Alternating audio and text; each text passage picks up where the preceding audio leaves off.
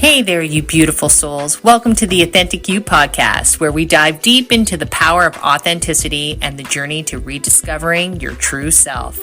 I'm your host, Christina Hawley, and I'm beyond excited to embark on this transformative journey with you. Ever wonder how authenticity impacts relationship, career choices, and overall well-being? Well, wonder no more, because the Authentic You is your compass on this incredible adventure.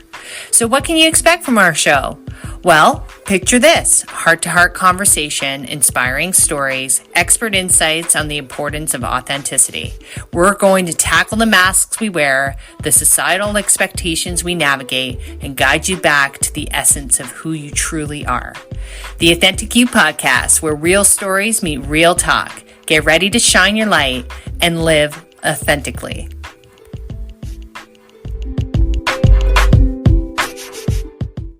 Don't know me, my name is Christina Hawley. I am the founder of the Authentic You Coaching and Hawley Consulting, and I help individuals and organizations unlock their potential by aligning leadership, personal growth, and overall well-being. And most of the time, clients come to me when they're feeling stuck or in their corporate careers, or maybe it's the next steps, or they're struggling with confidence, and they're really looking how to launch more of a purpose-driven life. So that's usually when people show up in my world. And if you're feeling like this, then you're definitely in the right room today.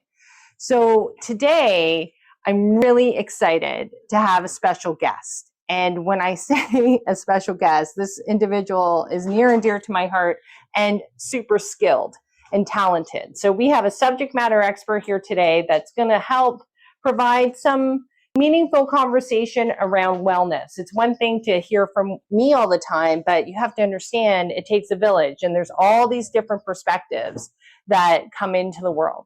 What I will say is that mental health and well-being right now is really a serious issue.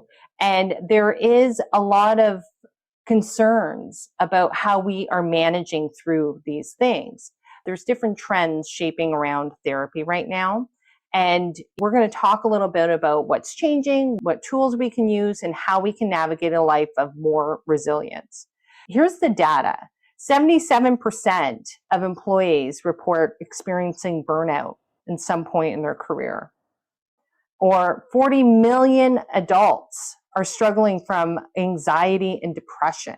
Even workplaces have been linked to 50% higher risk of disease, chronic disease, because we don't know how to take care of ourselves. And that's why we're going to have a really meaningful conversation today about how we can get there and how we can get there together here. So Before we get started, why don't you introduce yourself a little bit and share a little bit about what you do? Sure. Thank you very much for having me on. First of all, I'm very excited to be here. I am extremely passionate about mental health and wellness. Have been working in this field for over 25 years with my master's degree, and I still love it so much. There's so much to learn. We are making leaps and bounds of learning new things, and I'm loving the changes that I'm seeing in regards to how it's becoming more of a daily conversation for people, less stigmatized, like definitely making gains. So a little bit about me, been working in this field for 25 years, like I said, actually over that, but 25 years with my master's degree. I do individual couples and family counseling. I've done lots of groups, which I absolutely love, watching the group members support each other as everybody learns together. I'm also a certified trauma therapist. More recently, I've kind of into the wellness field. So kind of less from mental health being the only focus, and recognizing that having a holistic approach is important, and the mind, body, spirit are all connected, and you cannot work on one to the exclusion without it impacting the other. And so, looking at that, and that was the reasoning behind me getting my yoga certification. And I am also recently certified as a hypnotherapist as well. I know these great things about you, and I think it's fabulous. I think Thank you. the work that I would say, I would agree with you. There is a shift that's happening. I'm all about promoting the shift and understanding that there isn't only one way to healing. The older school and modality of how we think that we're supposed to heal, but if you are learning how to, there's a plethora of choices, right? And we do that in retreat space all the time. There's so many different modalities that can surface up in that retreat space. Yeah, absolutely. That's more of wellness perspective, that holistic perspective. So of course, we some deep dives, but I think that's what's so beautiful about the retreat space is we're accessing a huge variety of healing modalities at once, right? Like being in nature and being by water and eating healthy food and having community that's a supportive environment for you to share in. And then we're learning tools and meditating and doing yoga and sharing and journaling and all of that. The retreat space, the part that is so fascinating to me because it's almost like an intensive 3-day, you don't know what modality is going to open it up for you. And it's so amazing to me that results can happen so quickly in that space. Would you agree? Oh, absolutely. Yeah. The 3-day period, there's such a huge shift from when people walked in the door to when they leave. And I really love how recently you've been doing that, that they fill out when they first arrive and then again when they leave. And it's so awesome because it's such a clear indicator of, oh, you came in really emotionally low, and scale of 0 to 10, you were at like a 2, feeling very emotionally low, and you left feeling a 9 or a 10. What a wonderful difference to see and so clearly, right? They're empowered. It was them who opened up enough. Our role is really to contain the space and allow them to do what they need to do. This wellness space, I think it opens up different ways that you can do that, whereas some of the more traditional ways might feel a little more restricted. Yes, absolutely. And I love too, because it's such a variety, people can find what works for them, exposing them to so many different healing modalities that they can find one that fits for them. And it's so personal to each person. And I think that's so important because sometimes people are under this impression that there's that one thing and we should all use it or all try it. And it doesn't work for everybody. That's the value as a therapist of learning a variety of different modalities, because one works really well with one person who has anxiety and the next person who has anxiety, that's tool is not great for them. They're not comfortable with that one. They prefer a different one, right? Let me ask you this question. So what shifts are you seeing in mental health right now? Like in your practice, what are like big trends that you're seeing? Well, I think I'm seeing that people are accessing their benefits a lot more, and they're accessing mental health services, and they're not coming in as much at a critical point. So in the past, a lot of times when people were coming in, it was at a critical, life-changing point, right? Something happened. There was an event that was very difficult. It could have been a job loss or a relationship loss or those types of things. But there was a really monumental thing that had occurred. And so they were coming in for that reason, maybe to save a relationship, let's say. And now people are coming because they more dialed into their wellness and they want a higher level of performance, or they're aware that they're not doing as well as they would like to. So that's really wonderful that people are coming in not at those critical moments, but just saying, I would like to have a better quality of life. I would like to feel better. I would like to be more comfortable socializing. There was a lot of that. So that's been a big increase since COVID, I will say that. There was a backslide of social skills for people, and anxiety really ratcheted up.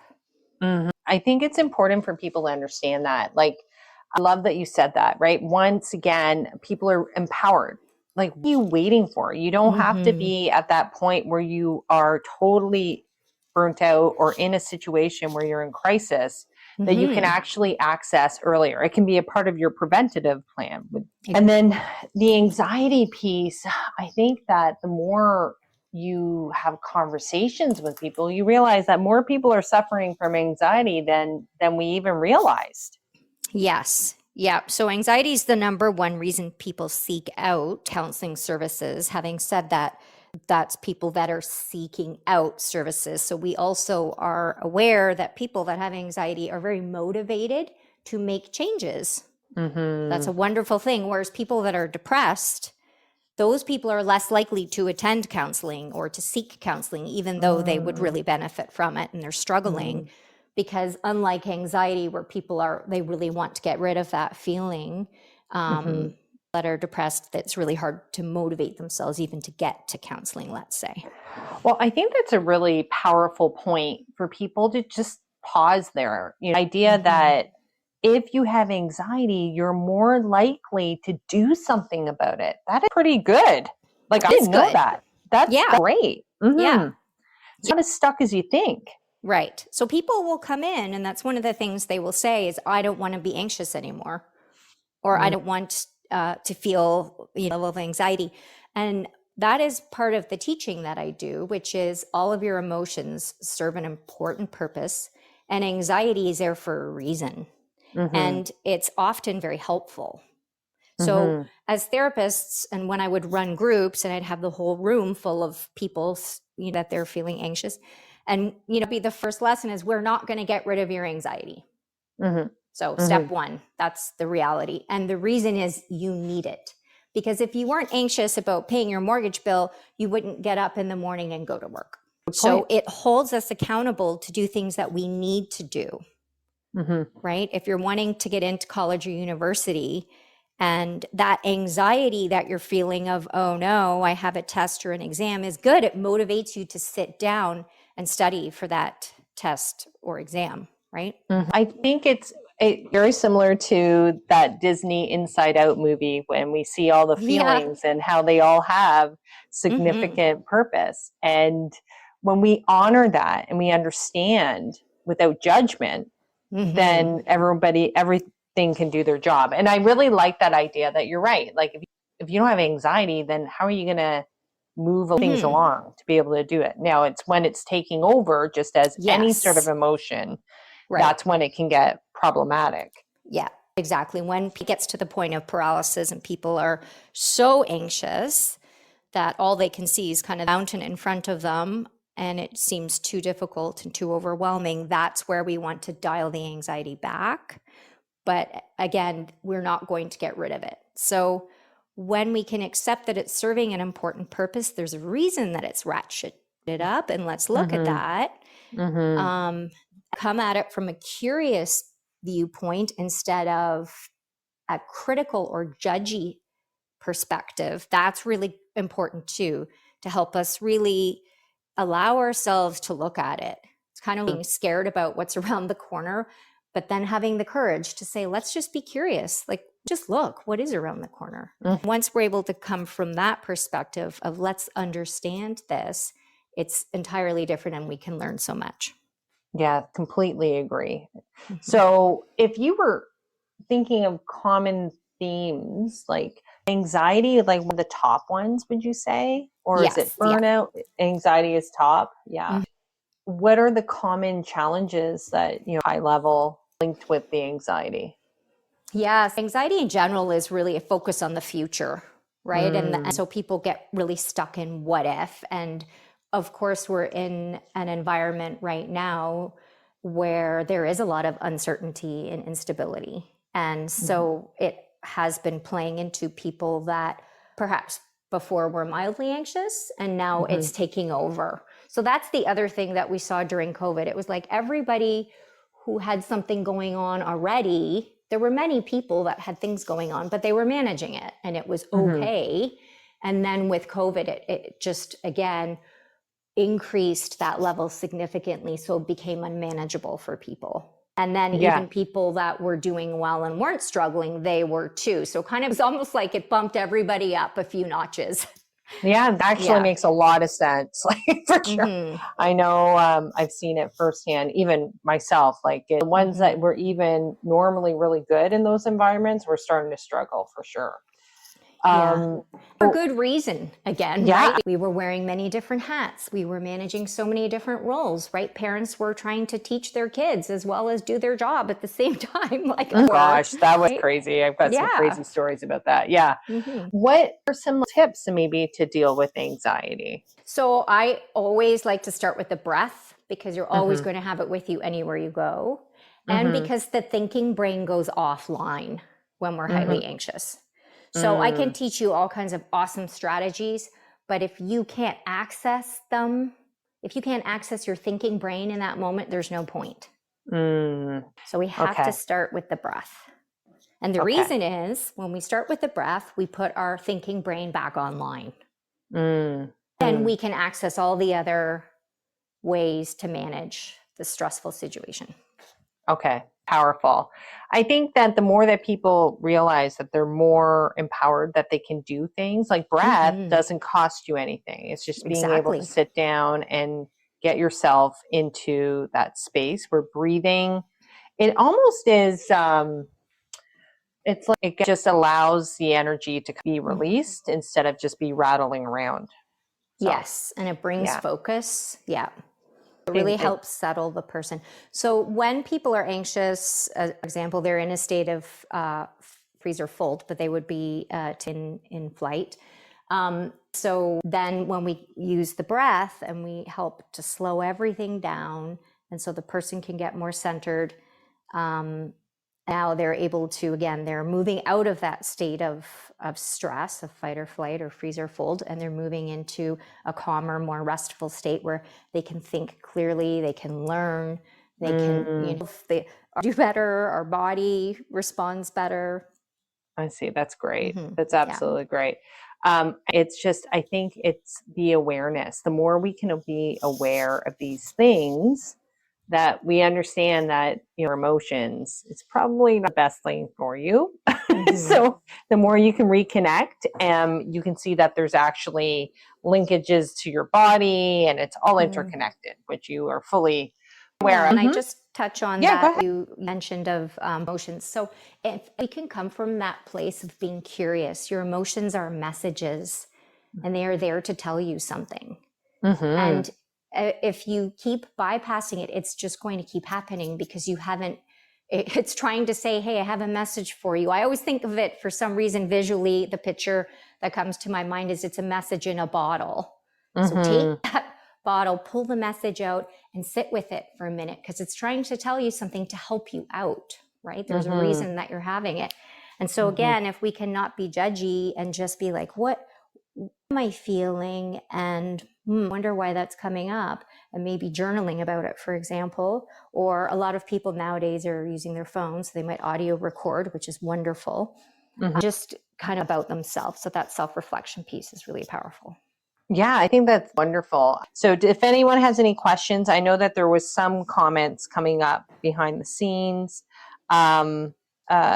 Yes. Okay. What are your thoughts that medication is enough and counseling is not needed? Certainly think medication has a place. Can be absolutely wonderful and life-changing for some people.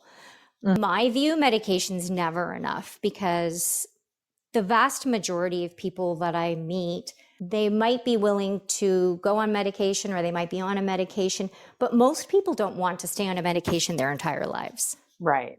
So there's that. At what point, or let's say you run out or benefits and then you don't, or there's so many reasons why we would still be important for you to have the skills. And the other thing is, certain things, like let's say with sadness, right? Let's say you take an antidepressant and it might be situational. So you might be only on it for a while and then feel okay. Let's say for, I was going to say grieving, but I actually don't recommend an antidepressant for grieving because we should be sad we lost somebody, right? So again, there are times I do think it's important to dial into the person's specific situation.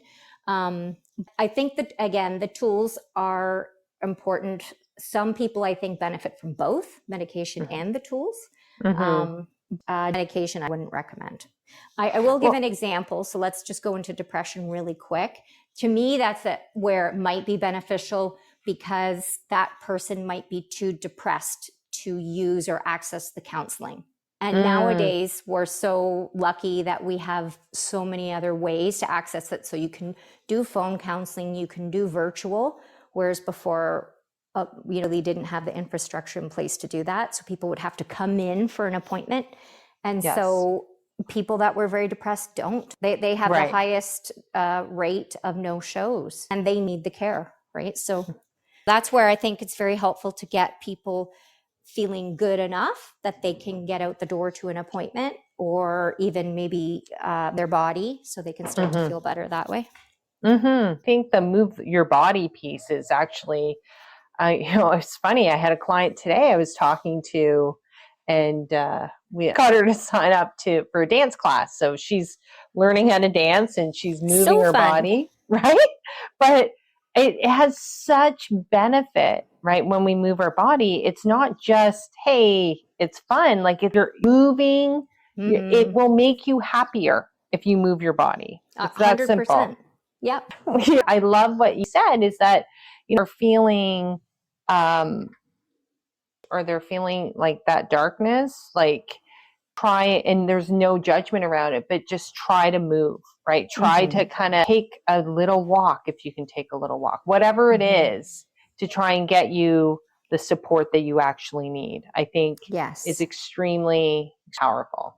100%. I think with all of my clients, I'm trying to think of if I've ever, even with one client, not said, I think it would be beneficial for you to move your body.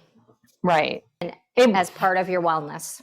Yeah, absolutely. I think fascinating to me, and we'll get into this conversation a little bit more, but it isn't one right way. Like, I think that is a part of the evolution. Whereas people would think, well, I have to go to therapy in order to get that resolved. Therapy is one modality. There's many different ways where you can access, as you were saying, you can access support for yourself, or you don't know what's going to be the thing that unlocks it, which is fascinating. Yep. Yeah. People might have a book club group that they really connect with, and that safe environment where they're sharing a book that they're enjoying together, and that could be enough for them to feel so much better, right? No, it's not therapy, and no, they're not going into all of their details, but that could be enough to make their life much more enjoyable. Well, and I think that there's something there, like, interesting, even this space right now, you have 300 people listening right now. And it's kind of like a sense of belonging, a sense of community. We need that as human beings, and we have to remember that. So if it's the book club, or if it's, with a friend for a coffee, or whatever it is, that human connection is really important for us to do. Absolutely. It's necessary in order for us to be well. Yeah. It's funny. I've seen in my practice, it's interesting because you have life coaching, and then we're talking from a therapist lens, but it's kind of like an overlap for sure. But there's definitely an overlap, but it's like different ways of tackling it. That's the part that I think is fascinating, right? There is an overlap for sure. Yeah. And it's interesting when I think of to get people to shift and really understanding that have access to all this stuff. They just have to start believing in themselves that they can do it, right? They don't have to live in one old way of being. You're not stuck.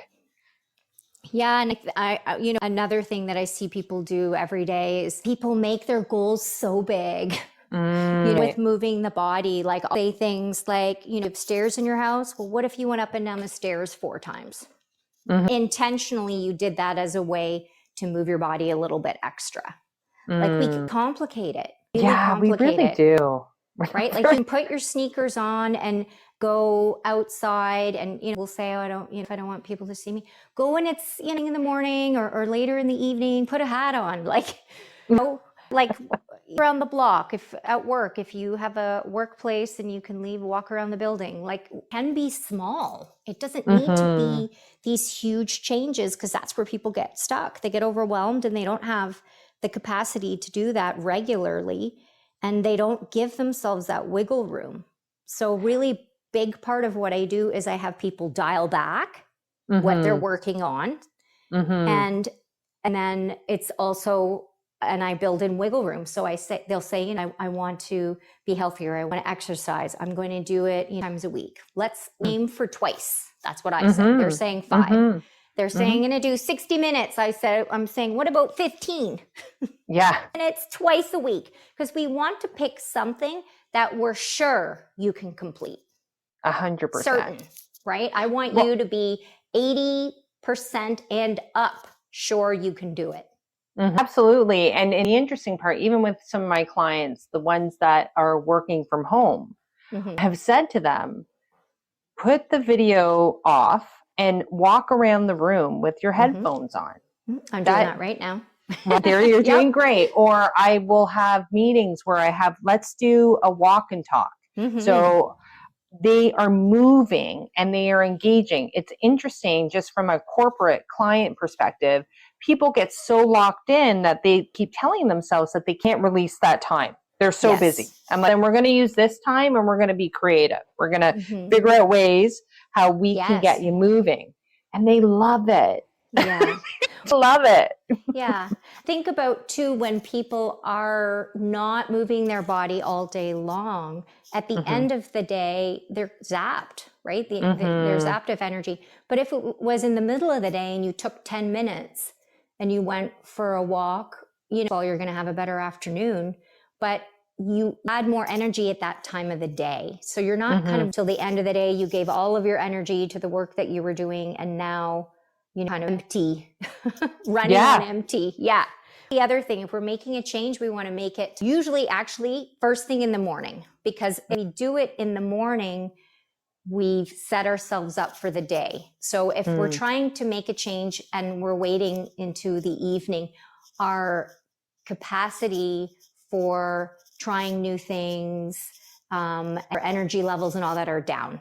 So we know for sure, science shows us that if we want to make a change, if we do it earlier in the day, we're more motivated, we have more energy, we're more likely to accomplish it earlier in the day.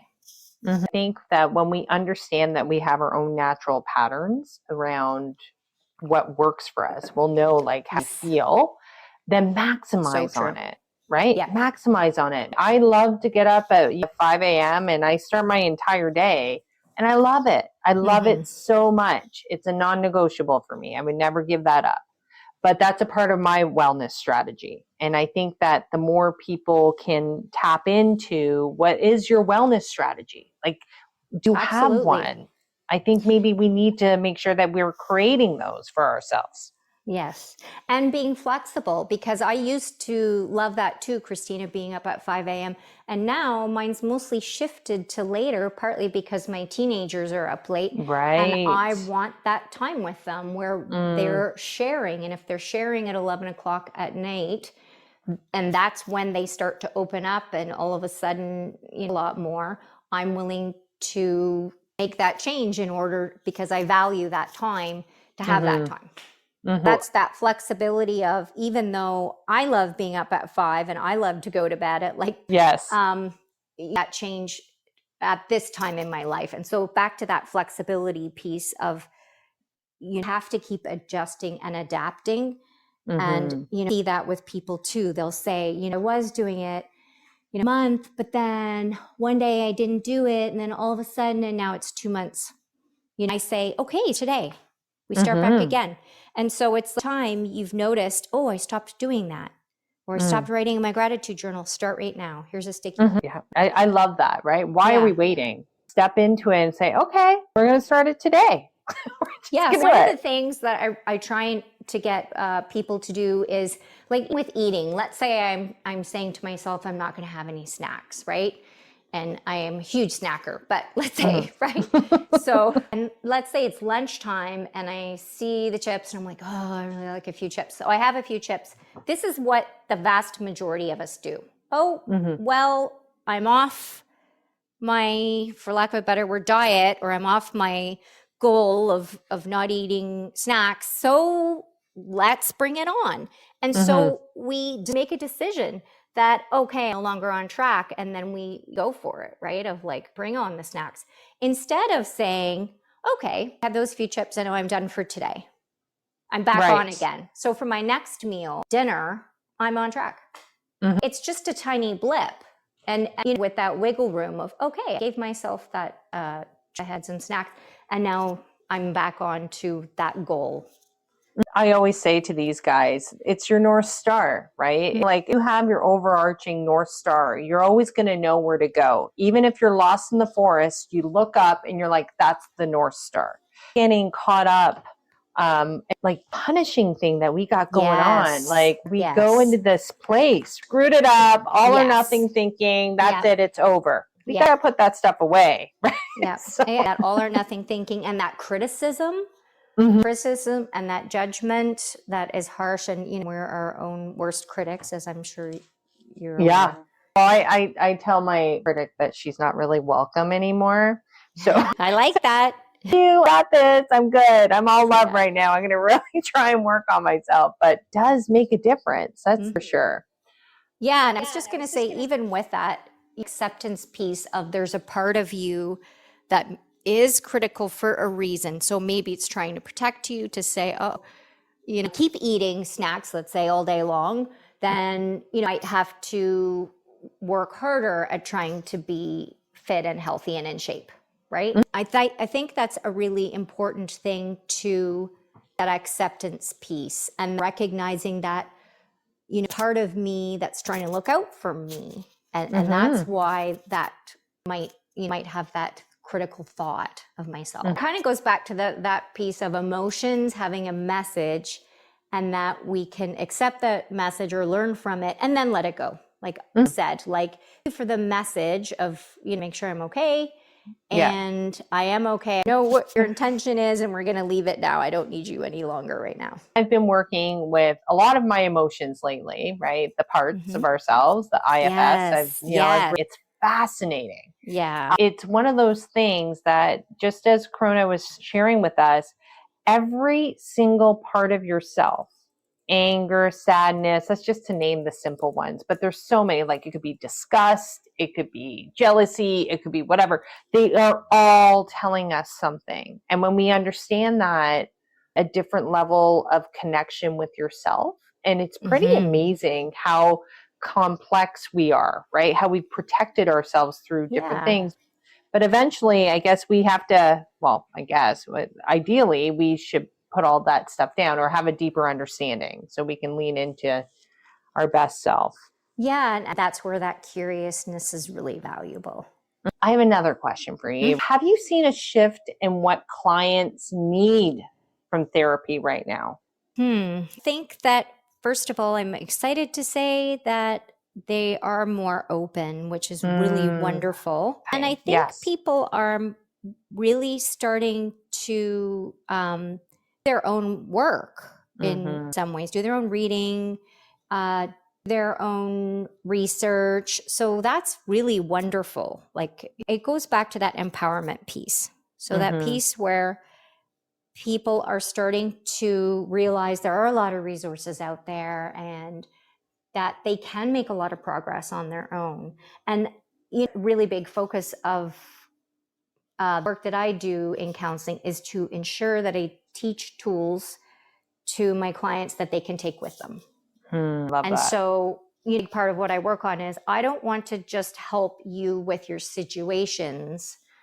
I want to give you the tools so that when helping you now, but that you can take that with you, and you're not going to need to come back. You're not going to need me. You will have the tools, and refreshers are good, or life changes happen. But in general, it's, I think, very important for that empowerment piece, for people to realize they do have the tools, and you can teach you the tools, and you don't have to read all the books. That's the other thing that's great nowadays. You do have tools. We've got that are very helpful now, and technology has been very helpful in regards to people learning and different tools. I've seen people interested in using apps and technology and things like that. So that's different, that it wasn't like that before. Do you incorporate that in your practice? For sure. Yeah. That's I have great. a page on my work cell phone of apps, and I'll show people and how to download. I'll test them. It's a crisis line. I test it together sometimes just to see if we text a response. And it's even available on Netflix, right? Like episodes. There's The Mind Explained. I don't know if you've seen that one. And No, I haven't seen that one yet. yeah, great. They have a whole bunch of episodes: how to focus, the teenage brain, personality, memory, mindfulness, anxiety. And to me, the fact that they have the teenage brain says so much, because our teenagers today and our younger people are very motivated to learn about themselves, and it's great. I think too, even like TikTok and the reels and all those shorts, the amount of people that will come in and say to me, I saw a short, or I watched this on TikTok, and it's helpful. They're, just again, that the language of mental health has become much more common, and that's all helped. Oh, yes. Yeah. And actually, I think you mean a really good point. I will tell you that I believe it's the younger generation that is teaching us how to do that. Whereas from a generational change perspective, I think our generation and older, feelings or vulnerable, that is not easy. And so it's a new territory for many. And I think that the more we can normalize that your well-being should be a priority, not a nice to have, I think that really can change the dynamic completely in how we show up in the world. Yeah. And I think that's even over into the workplace. Yeah. Like the younger generation are having different expectations of their jobs, of their workplaces, of what it should look like. And they're not willing to do it the way that I did it. For example, I know I'm older than you, Christina, but not by much. but that way that of perspective of, you're lucky to have a job, lucky you got a full-time job or a permanent job, and then you worked and did your very best, and put in lots of extra time and lots of extra effort, and that was a given, kind of expected. And really, since COVID, I'm sure you heard of the quiet quitting that went on, and people were moving to that, just doing their job. And then also people getting to the point of not willing to go back to the way it was before. Well, think about people that the remote workers, the idea of going back into the office. I've had many clients really perplexed on how are we going to do this? And I think that, higher level, if we're going to lean into this work conversation, we can definitely, I think we'll do another session just on work, because I could really talk about this for a while, because it's one of those things, it's challenging the old paradigm. Like, do you really need these people in the office? What is that about? And or is it control and power, and you're not listening to people's well-being again? And that could put us on a downward spiral in some way or form. Or have seen organizations that have more of the hybrid model, which makes a lot of sense to me because of that. You're in the office for 3 or 2 days, and then you're home the other. A healthy combination, because you have the connection of belonging, and you see people, and then you have the personal. I think that ideally that would be the future model from a well-being standpoint. I think it's really good. I would agree. Yeah. That is, I got our straight working from home. That is it definitely presents with its own challenges. But again, that entire, hour kind of work week or more in a workplace, people are used to the flexibility of, working from home. And, it's, I think, become in some ways a way that they can use it as a benefit, right? People, of course, staff are willing to invest more and work harder, knowing that they do have a day where they might work from home, for example. Yeah. They get that loyalty. It's an interesting one. It's about really seeing what the need is for the individual because it's Yes. all different. For myself, I work from home and I have Mhm. the luxury of being able to go into organizations. I can do remote coaching. I can do all this stuff, right? Then you've seen it when we go to retreat space. We do all this crazy Yep. stuff here. But when I am at home too long, I need to get out of those yoga pants because that is Yeah. honestly, at first it was like, oh my gosh, this is amazing. I used to be like up all the time. And then I went the other extreme, all yoga pants. Oh, I think we need Yep. to, there's a balance, right? In order to, I don't know, not to get too casual, Mhm. right? You For need, your wellness. We need yes, the balance for our wellness. For our best selves, we need both.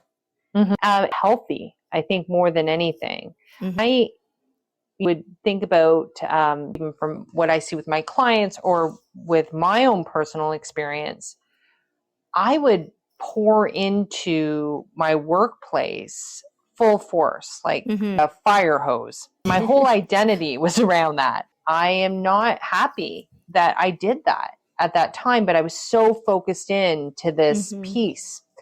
All good when everything seems to be working well, but ultimately it has an impact on your wellness because it could have an impact for you individually, or it could be for your family as well. You're showing up and the Yeah, stress. absolutely. So it's funny because I was talking to one of my clients today and we had to talk about that because do you find that sometimes, so this is the whole work thing, I can go into this for a while, but people they become their workplace. They identify with their work so much so that they lose themselves from a mental health perspective or a wellness perspective.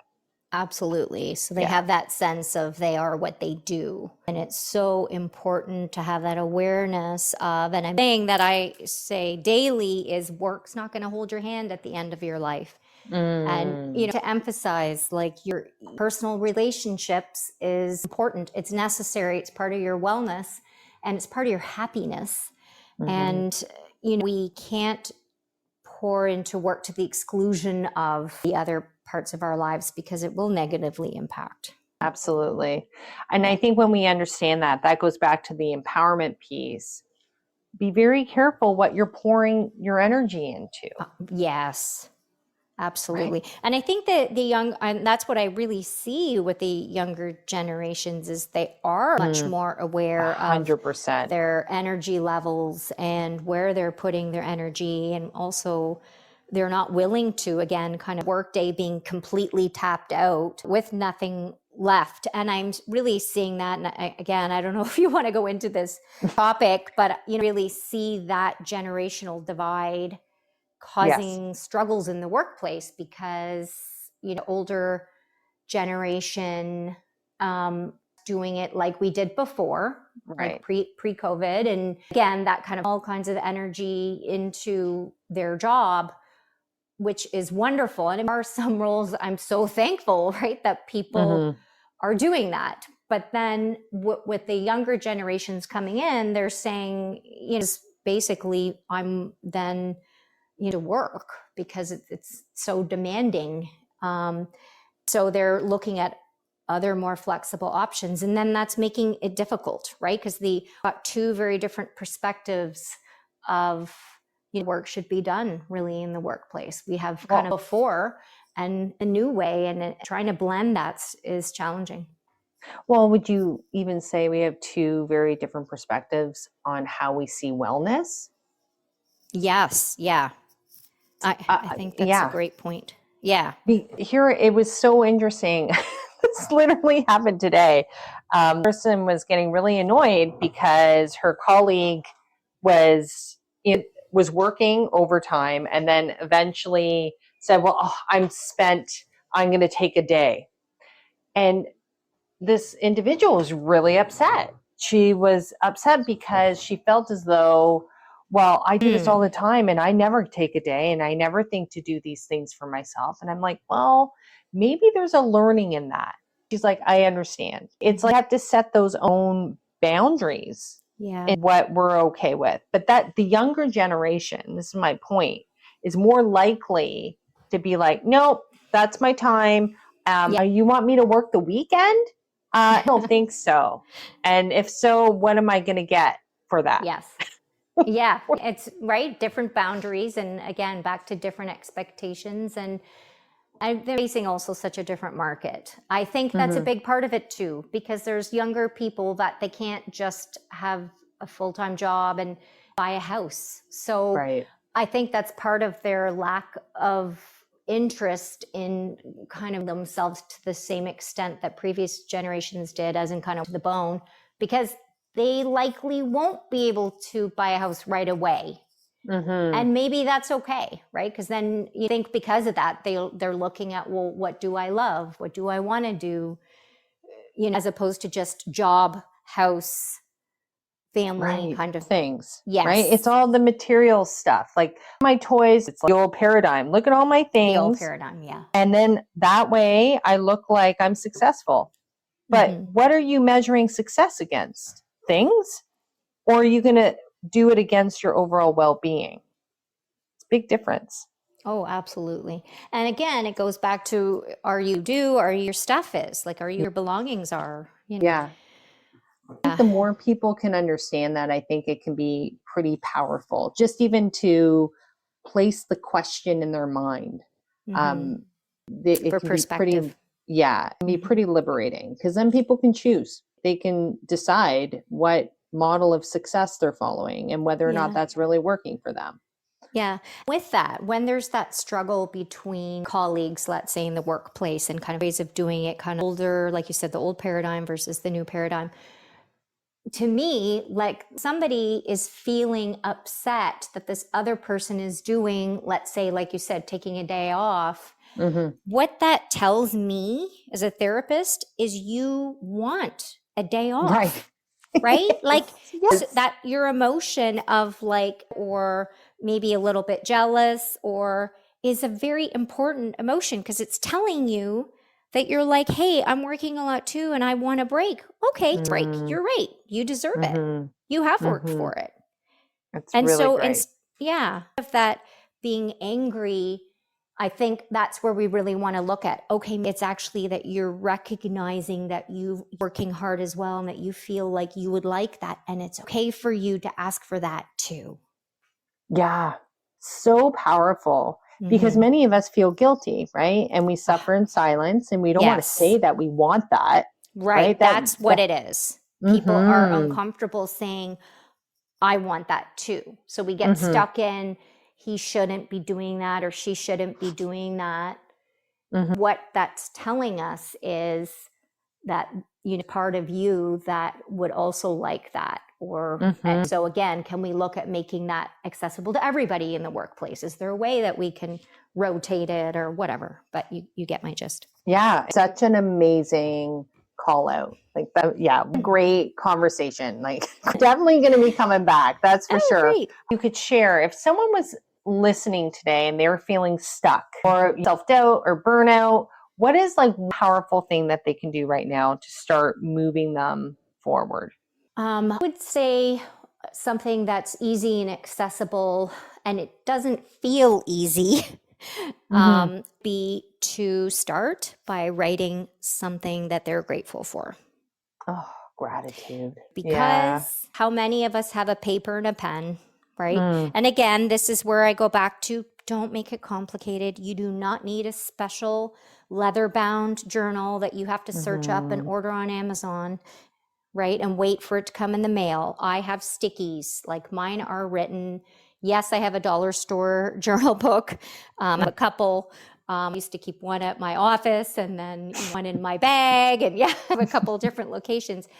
Again, I will use a sticky. I will use I have used, Christina, I have used paper napkins. I do that in the airport. Yeah. Anywhere I am, I just need a scrap of something. And we do have research that shows that there is a connection between the brain and the hands. So when we're writing it, it is, you embody it in a different way than if we're, let's say, texting or using speech to text. So I do want to say that. But the other thing to think about is when we lean into the gratitude, and, you know, needs to be authentic of what you are grateful for. So people will say things to me like, I put my kids on there, or I put my spouse, or put my car or whatever, and they're not feeling it. And I say, well, were you really deeply feeling grateful in that moment for them? And they actually maybe weren't. They in that moment might have needed a break from them, right? I say, like, sometimes there are things like, I'm grateful for my bed. It's cozy and warm when I'm getting in at night or getting up in the morning, right? It might be I'm grateful for my cup of coffee. It might be I'm grateful the sun came out. Like, it doesn't need to be, again, it doesn't need to be big. Yes, of course, my kids are on the list sometimes. And Christina, you've been on my list. And you're welcome. Yeah. I have had YouTube on my list. I am so grateful for YouTube. The amount of things I have learned from YouTube is amazing. So awesome. Yeah, I had Oprah on my list, Lisa Nichols, Tom Bilyeu, Lisa Bilyeu, Women of Impact, right? But they've been on my list because I listen to their things and I love them and I'm grateful. So we don't need to make it more complicated. So that might be, but again, with the gratitude, you're training your brain to not just look for things that don't work out, and we're hardwired to do that. Scientifically, we know this. We are hardwired to focus on things that are difficult, things that brought us pain, things that were uncomfortable. That sticks in our memory without us doing anything. We don't have to remind ourselves to do that. Unfortunately, the positive, happy stuff we have to go over it. We have to hold on to it because like a sieve, running through a sieve. Whereas with difficult experience, it's like Velcro. With the gratitude, so powerful to train ourselves to also look for things that worked out during the day. So it's not that we forget what's going on in the world. We don't forget politics and all of that. We don't forget many changes that are going on. We're aware of everything, but we are also having a more balanced perspective. Very good. And it doesn't cost you anything. And boy, does it ever. Cost you anything. Exactly. Right? It opens up things much differently. And you can feel empowered again for everything that you do have instead of not what you don't. Yes. Just with I'm going to use coffee as an example, and really want to dial in to this because gratitudes are so powerful to help people understand how to do in a way that they will really start to feel it. I can say honestly, there were times I had one thing on my list. Then there were times where I wrote a page and it just flowed out of me. So you're going to have days where you are struggling to find things because it might be a tough day. And then there will be other days where it will flow. But you've trained yourself on a daily basis, much like if we exercise, you're training that muscle so that you're looking for things that have worked out in your day, as well as being aware of the struggles. So I'm going to use coffee as an example. It's been on my list more than once. Let's say I wake up, I'm having my cup of coffee, I say, really grateful for my coffee. And when I start to think about that, all the hands that have touched my coffee for it to come to me, then I think about the coffee. So I think of, wow, grateful for the person that planted those coffee beans. I'm so grateful for how many people tended these coffee beans and how many people they had to be harvested. I'm grateful for the people that harvested the beans. And I'm grateful for the people that loaded it onto the truck. And then we can expand it out, right? I'm grateful for the person that invented the truck. You start to think about it, right?